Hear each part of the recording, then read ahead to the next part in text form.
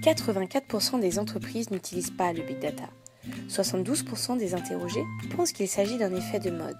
Pour 86% d'entre eux, la notion du Big Data est floue et seulement 18% des PDG utilisent le Big Data.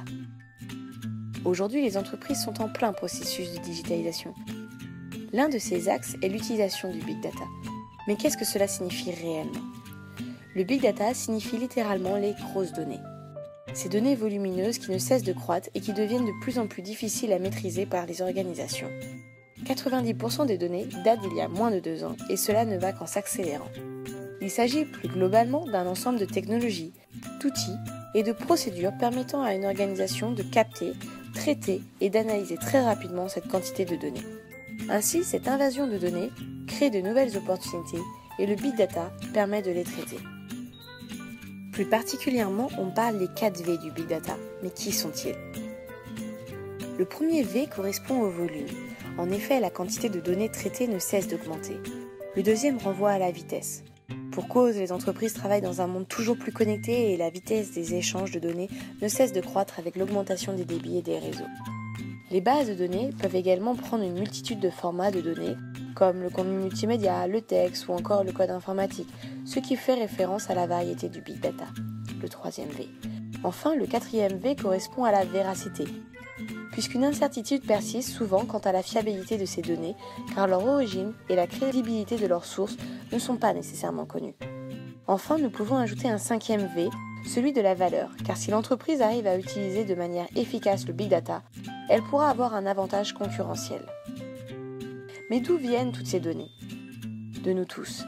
Nous en sommes les principaux émetteurs, même si nous ne le savons pas toujours. De manière régulière et gratuite, nous émettons des informations, souvent publiques, qui portent sur nos intérêts, notre santé, nos dépenses au travers d'objets connectés. Les objets connectés ne cessent de se démocratiser. Le plus connu est le smartphone avec ses multiples applications, mais il en existe beaucoup d'autres. On peut citer la montre connectée, et les lunettes Google ou encore la domotique. Toute cette technologie vous paraît sûrement impressionnante, mais sachez que ce n'est que la partie immergée d'un iceberg numérique qui va s'amplifier de jour en jour. Sur Internet, en 1 minute, aujourd'hui, il se passe de nombreuses choses. Plus de 150 millions d'emails sont envoyés, 1389 Uber sont commandés, 120 personnes se créent un profil LinkedIn, 2,4 millions de recherches effectuées sur Google et les réseaux sociaux explosent. Le Big Data nous entoure au quotidien, au travail comme dans notre vie personnelle. Mais qu'en est-il de la protection des données ?